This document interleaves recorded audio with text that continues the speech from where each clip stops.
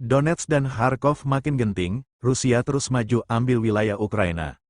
Pasukan Rusia terus membuat Ukraina mundur di wilayah Donetsk dan Kharkov, kondisi dua oblast di timur Ukraina tersebut makin genting. Berdasarkan informasi publik Ukraina, Deep State, dikutip dari Strana menyebutkan, benteng dan gudang logistik Donetsk yaitu kota Pokrovsk kini semakin mengkhawatirkan. Prajurit Vladimir Putin kini telah menguasai wilayah selatan Pokrovsk yaitu Zelty dan beberapa wilayah di utara Kurahovo yang jaraknya sekitar 40 km selatan Pokrovsk. Di Kurahovo sendiri pasukan Rusia telah sampai di pusat kota yang telah ditandai dengan zona abu-abu yang oleh Ukraina diartikan dengan pertempuran sengit dan Rusia segera menguasainya. Militer Ukraina juga menulis tentang pengelompokan kembali Federasi Rusia dan dimulainya serangan terhadap Stary Terny di barat laut Kurahovo. Lebih jauh ke selatan, ada kemajuan di Kantong. Seorang tentara Ukraina dengan tanda panggilan, Muhnoy, menyatakan bahwa Yelizavetovka praktis telah direbut di sana, dan pintu keluar dari Semikuali sudah berada di bawah kendali tembakan Rusia. Di selatan Oblast Donetsk, Rusia kembali maju menuju Rasliv, menuju jalan raya menuju Kurahovo. Datang dari barat, Rusia belum maju ke sini selama sekitar seminggu. Sekarang tinggal kurang dari 4 km lagi menuju Rasliv. Sedikit lebih jauh ke barat, tentara Rusia kembali maju menuju jalan raya menuju Velikaya Novoselka dari arah Bogatyr. Di utara, di wilayah Kharkov, Rusia maju ke selatan di Krukliakovka dan juga memperluas pangkalan jembatan mereka di tepi kiri Sungai Oskol di utara Devurehnaya. Lembaga AS, Institut Studi Perang, ISW, mengabarkan bahwa Rusia mencoba merebut sebagian wilayah Dnipropetrovsk.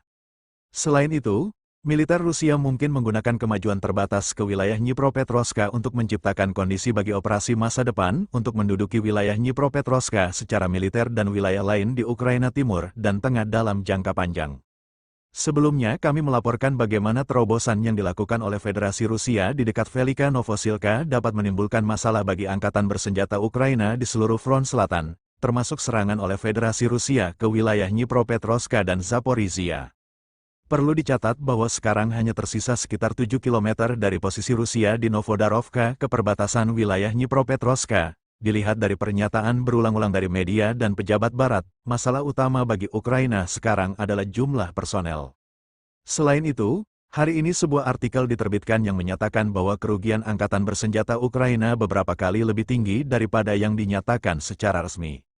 Setidaknya 60-100 ribu tentara Ukraina tewas selama perang dengan Federasi Rusia, 400 ribu lainnya terluka parah dan tidak dapat lagi bertempur, tulis The Economist. Publikasi tersebut mempelajari berbagai sumber untuk mencoba menetapkan kerugian angkatan bersenjata Ukraina. Rusia, menurut intelijen barat, kehilangan hingga 200 ribu tentara yang tewas. Sedikitnya pasukan yang dimiliki oleh Ukraina menjadi masalah mendasar dari wilayahnya yang terus digerogoti oleh Rusia. Bahkan Presiden Volodymyr Zelensky jumlah pasukan yang kalah banyak menyebabkan pasukannya tak berarti bagi Rusia. Ia mengatakan pernah terjadi dalam sebuah peperangan di Slidovo dan Ugledar di mana perbandingan jumlah pasukan Rusia berjumlah 8 kali lipat dari prajurit Ukraina. Pasukan Kiev pun akhirnya mundur teratur daripada kalah melawan pasukan penggilingan daging. Di tengah kekurangan prajurit untuk garis depan, terdengar seruan dari barat untuk menurunkan usia mobilisasi dari yang berlaku saat ini 25 tahun menjadi 18 tahun. Kantor berita AP, mengutip penilaian pejabat Eropa, menulis bahwa militer Ukraina harus meninggalkan wilayah Kursk di Federasi Rusia jika Kiev tidak menurunkan usia mobilisasi. Seperti yang dilaporkan kantor berita tersebut, Sekutu Eropa memberitahu Kiev bahwa kurangnya kedalaman pertahanan berlapis, Red, berarti Ukraina mungkin akan segera tidak dapat melanjutkan operasi di wilayah Kursk. Sebelumnya, dilaporkan bahwa pemerintahan Biden meminta pemerintah Ukraina untuk menurunkan usia mobilisasi dari 25 menjadi 18 tahun. Selain masalah personel militer Ukraina kemarin menulis tentang masalah senjata, khususnya ranjau, yang banyak diantaranya ternyata rusak.